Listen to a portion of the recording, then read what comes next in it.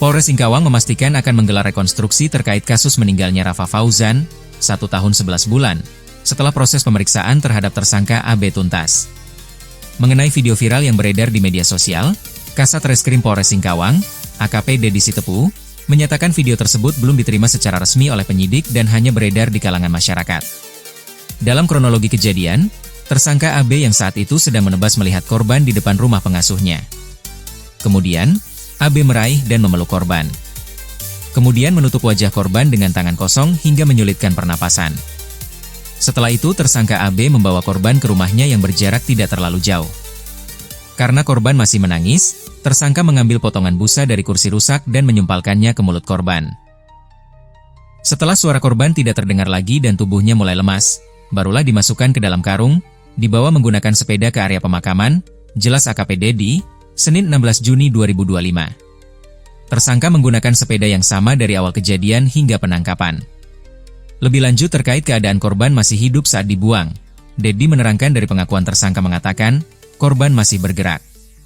Tapi kami belum bisa memastikan apakah saat itu korban masih hidup atau tidak, katanya. Dedi menyampaikan pihaknya terus melakukan pemeriksaan intensif terhadap AB, tersangka kasus hilang dan meninggalnya balita Rafa Fauzan, 1 tahun 11 bulan, di kota Singkawang, Kalimantan Barat, Kalbar. Masih kami lakukan pemeriksaan. Sejumlah keterangan dari tersangka masih berubah-ubah dan belum sepenuhnya konsisten. Jadi kami masih terus menyinkronkan antara pengakuan tersangka dan bukti CCTV yang ada, ujar Dedi Sitepu, Senin 16 Juni 2025. Terkait kondisi kejiwaan, pihak kepolisian menyatakan berdasarkan hasil pemeriksaan tim medis internal Polres, tersangka masih dalam kondisi sehat secara fisik dan psikis. Cara komunikasi tersangka normal, belum ada indikasi gangguan kejiwaan, katanya. Terkait dugaan keterlibatan pihak lain dalam kasus ini, AKP Dedi menegaskan sejauh ini tersangka tetap konsisten mengaku melakukan perbuatan tersebut seorang diri, tanpa bantuan siapapun, dan menggunakan tangan kosong. Terkait kasus Rafa Fauzan akan terus saya informasikan, terus saya update, dan